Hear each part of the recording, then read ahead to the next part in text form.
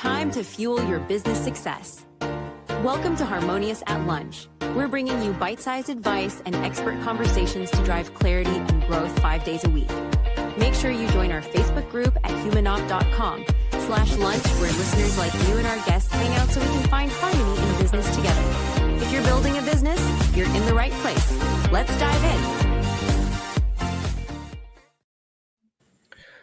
Today, we're talking to somebody who's changing the game and flipping an industry on its head, potentially. We'll see. We'll see what he's doing. But we got a really cool guest with us today, taking an existing product, an existing industry, and making some noise. And he's going to grow a business in that niche. Michael Leung, welcome to the show, and thank you for being here.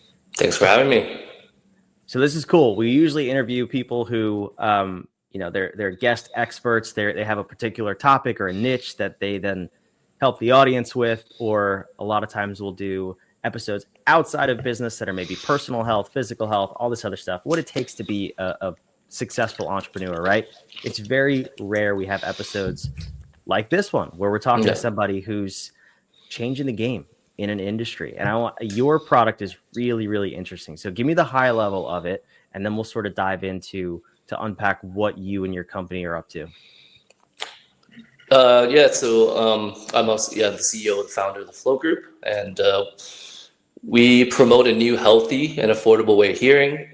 And we actually encourage seniors and people with disabilities to try to adapt and learn new technology that's life-changing for them. So in our case, we have a product that hits all markets, from children with disabilities to war veterans, blind athletes, labor workers, seniors, people with mild, moderate to even severe hearing loss, people with severe or complete blindness. So my product is an open ear bone conduction headphone. So it actually looks like this, looks like a headphone, right? So there's an ear loop. So it hooks down and mounts down on your ears. And this front part, the transducer, sits right in front of your ears. So that's what it actually takes the audio data and then transmits it through your bones into sound vibrations, and it travels along your ears into the cochlea, right? So that's how people are able to hear. And now with this new amplification we added in, now folks that have hearing loss can use it to engage socially. Instead of depending on their hearing aids that they complain about the cost, $8,000, ours is $200-$300. You wear it on the outside, so there's no obstruction in the ear canal, there's no pressure, and there's no earwax built up like hearing aids are. It's chargeable, it's hands-free, whereas hearing aids are small, you have to change batteries, very finicky, not senior-friendly. Ours is very easy to use, couple buttons, and it actually, the new product I have that's coming out, it actually has a sound reduction, so it actually minimizes the background sounds, which hearing aids in my first product does, right? So we were able to amp it up and rechange it and evolve with technology to what the market wants. It's ultra comfortable. People wear it for 8 to 10 hours a day. A couple hours charging, and minimize tinnitus. There's so many benefits for this. So I feel like that's why it's going to transcend the hearing industry, because it changes folks from thinking that there's only traditional ways of hearing, but there's actually this new trendy way of hearing that no one's heard of, that's actually been working really well. Yeah, super cool. I mean, I haven't met anybody in this space, admittedly, but I always love when someone can come in and take an industry that's stale, if you will, that's just been there and nobody's really innovating in it, and do something really cool like this. So where did the idea even come from? Yeah, so I actually have a disability myself. It's called retinitis pigmentosa, and I've lost my peripheral on one side and my night vision. So I don't go out anymore. That's the sad part. I can't go out without being a danger to myself. So I'll walk into walls, trip everywhere. I'll shoulder check people. I've done a lot of embarrassing things. And it started with a retinal detachment where I almost lost my vision. And through those visits, I met a lot of seniors, and I didn't know I was going to get into this business back then, but I've always been an entrepreneur. I did real estate, did stocks, and always wanted to have a product of my own, right? That's meaningful, that can change, make others' lives better. And it just happens I landed on something like this, right? I always wanted to do like a hearing kind of product, but this actually helps people who are blind and deaf, right? So that's why it hits two markets that's untapped and underserved. And we're working with a lot of senior homes to get grants to come in. And then the grants are going to help low income people actually have something to use because they can't afford hearing aids, right? So at least they have something to use, and it actually will improve their hearing. So it's supposed to, increase participation, increase morale. It's supposed to make people feel included, not excluded, not isolated. So yeah, this is going to be great.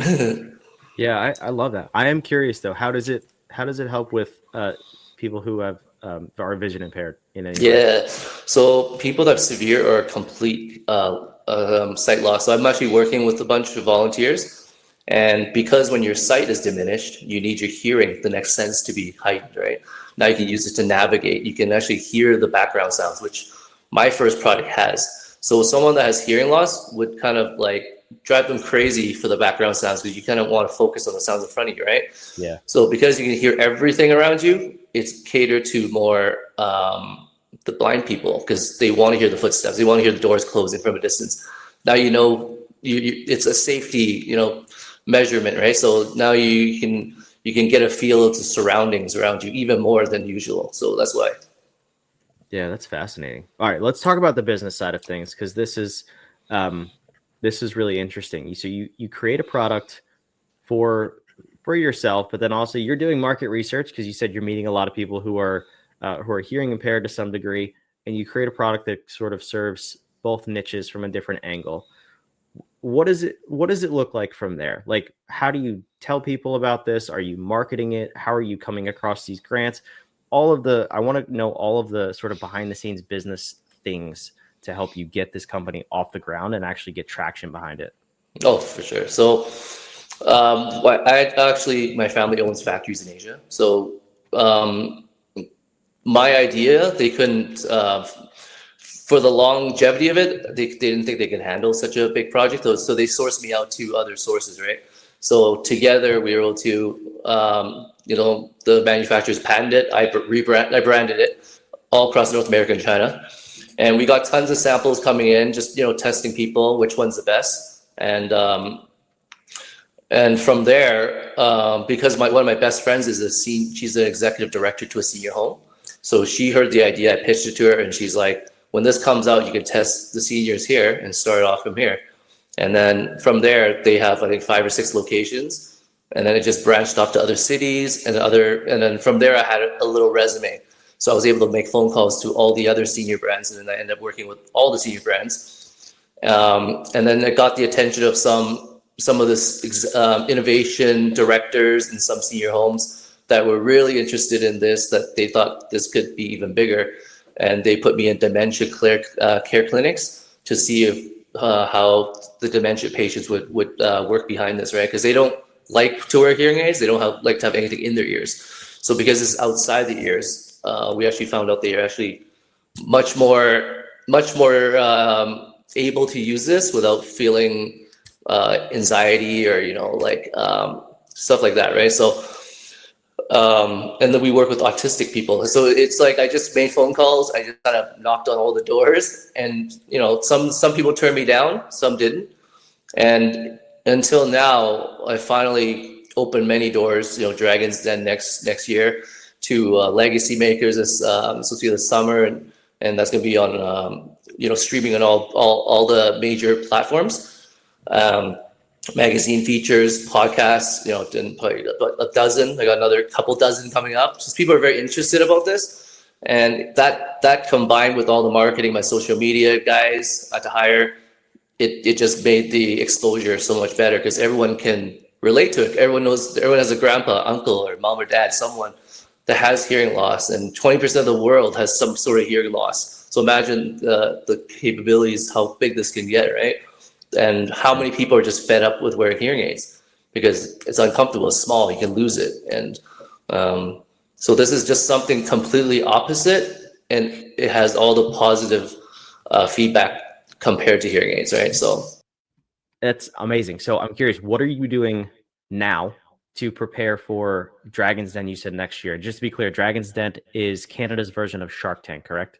Yes, that's right. Yeah. Yeah. So you have all these people who said yes, who are trying your product. You're working with a lot of different use cases. Are you doing clinical trials? Are you preparing for white papers? Like what sort of preparation are you doing to really make a really good pitch at that point? Yeah. So I already did a like an earlier it was like a visual audition, right? So Mm, that went really well. It's just they like the whole idea. They like um the grand market for this. They like the social impact version of this. They just wanted my financials to go up. So from now till March of next year, I have the time to build up my financials, and timing is impeccable right now because my new products come out in a couple months. That is the bread and butter of all this, because when they see a product that even uh, seniors say it's better than hearing aids and it costs only a fraction, it's gonna hit every market out there in the world. And I've done podcasting in Australia, Germany, and India, and they're all excited about this. So it's just a matter of showing them the financials and pitching them exactly what I've been pitching to everybody on every single show about, especially that I have a disability and I can relate to other people. That's very strong. That's a very strong impact, because whenever I do events, people take it very seriously. I'm not just some sales guy that they're like, okay, this guy's one of us. He actually cares about us. And I mhm. spent time and time, like my sleeping pattern is crazy. Ever since I started doing this, I sleep 3-4 hours a day. My mind is constantly like working. I have ADHD, so it's like when I'm focused, I'm laser focused. So, and I have goals that are just, and I want to put a Walmart, Best Buy, Targets in the world where anyone just pluck it off the shelf and use it, right? And the affordability is important, because people ask me, they're like, oh, why don't you make it medical? Because they can, write it off or through insurance, but it's so affordable that if I were to make it medical, I have to put it through all these tests and everything, and that costs money. So now my product's not gonna be 200-300, be $1,000 or $2,000. That's how it ends up going high in price, right? So I like to keep this product $200-300. That's why I keep it more. It's a more recreational product, right? But it has that medical benefits to it, which people respect. And I work with even audiologists. I work with people in the medical senior industry. No one has an issue that's not a medical product. So they just like the fact that there's this new option that people can pick, that they don't have to pick hearing aids. So I think people respect that.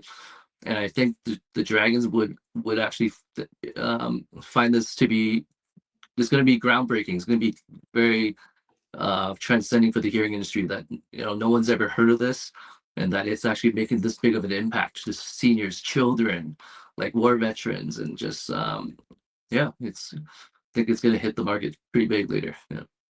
Yeah, I mean, I think it's huge to not be medical too. I mean, there's so much red tape in anything, and whenever you put medical on it, you have to, like you said, you have to do studies and you have to navigate all the different regulations in every single country that you're into. So it's that's how you keep the price down, which is super compelling. You're competing with the $8,000 hearing aids. If you start to make a little too much noise, this is how people get killed, Michael. Like you, Yeah. we got to be careful. We I can't know. totally piss those people off. I know, right? Yeah, yeah, it's gonna cause a war, right? So Yeah. whenever I do events with them, they keep me away from the hearing aid companies. There's about 10 of them, and I'm the only one. So they're staring me down, give me the stink eye, and they'll come over. They're wondering why there's so many people walking around, right? And they'll come over and try to like break holes in my, they're like, "What is this? Does it even work?" It's like, "Of course it works." It's like really, they just, for me, it's like there's enough for everybody, and especially you want to hear what the consumers want, right? If Mhm. they want something else, then the hearing aids companies could have created something else all these years, right? But they stuck with the same exact technology that people are just not happy about. And there are folks that just can't wear hearing aids, right? They can't have anything in their ears. They get infections, they get rashes, and dementia patients just can't have it in there. So, that's why this is a great product, is it's open ear. There's nothing in your ear. So that's what I love about it, right? Yeah, I love what you said there, right? Like they had the opportunity to do something about it and they chose not to, which is basically the mark of every stale industry. Is the customers were probably giving you feedback, or you had the opportunity to at least innovate and try something, and you just didn't. And that's why Michael came along and he did innovate. Now, kind of looking at the other side of that, you mentioned you don't own the patents. I'm thinking ahead to the Dragon's Den opportunity. How do you navigate that? Because there is security and protection that comes with a patent. Is that one of the things you're worried about them asking? And how do you sort of navigate that answer? Yeah, that's a good question. So I looked into that one, and so the fact that I branded it or rebranded it, I just have to tell them right off the bat, which I did, right? So if you lie to them, you don't tell them, that's when they get upset. But you tell them straight off the bat, this is patented by someone else. I rebranded it because there's so many products out there. You can have any product you want. Doesn't mean you're going to go anywhere with it unless you put the time, energy, work into it and have people buy into it. So I put this. My product now has an identity. It has life to it, right? So as long as they see the whole that you're passionate about it, there's a market for it, and that you're honest about it, they don't mind it's branded or rebranded, because they know there's tons of stuff out there. People revamp, repatent anything, and it either goes somewhere or it doesn't, right? So I'm very good at speaking to people, and I'm good at not giving up, and I just keep going and going, and people can see the passion and dedication in me, right? So yeah, no, that's amazing. I love this. I'm excited to follow your journey. And you said, what was that, March of next year you should be on the show? Yeah, I wanted to do I wanted to do next year, but I was told maybe they weren't going to renew, so I kind of tried this year, and they told me they've been renewed, so they're like, okay, maybe you should come back next year, but you have to redo the whole application. But we know who you are now, so you just have to put your financials in. So they're like, build your financials. And the fact that I have pre-orders, I'm going to be going back to all the senior homes I previously went to. So I have sign-up forms. I'm going to get them to, so I'm filling out the sign-up form, fill it up, and then go test them, and then have them pre-order as well, and just try to,